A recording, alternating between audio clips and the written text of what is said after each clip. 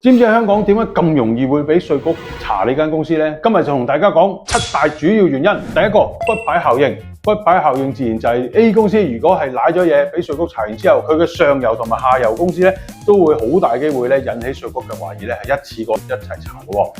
第二樣嘢，買車買樓要用好大嘅資金去到購買，咁但係如果納稅人過去從來都冇申報過佢有咁多收入嘅話咧，自然就好容易引起呢個注意啦。第三樣嘢，傳媒有啲朋友接受傳媒訪問，話 very good 好威，話俾人聽賺緊幾多錢，咁點知報稅嘅時候又冇報咁多錢喎，咁自然又會產生咗一個嘅差異啦。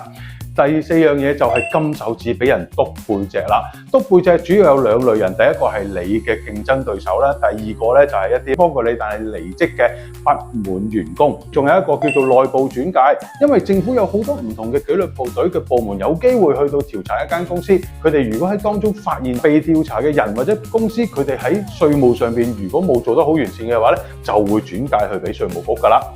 跟住仲有就係關聯交易啦，因為喺香港嚟講，有限公司嘅核數報告入邊咧係會披露所有嘅關聯交易嘅數據嘅。咁如果好多呢啲嘅數據都會出現晒喺你嘅核數報告入邊嘅時候咧，稅局咧就會睇下究竟入邊中間會唔會有一啲問題出現，而令到咧整體嘅稅收咧係少咗啦。最後一個就係行業調查啦，因為如果稅務局佢調查完 A 呢個公司原來呢個行業係會有咁樣嘅操作喺入邊，而係交少咗稅嘅話咧，咁佢好自然咧會成個同類型行業嘅公司咧都會去到咧做調查噶啦。所以如果要避免呢一個俾稅務局查嘅時候咧，必須要好好咁注意呢幾個要素啊。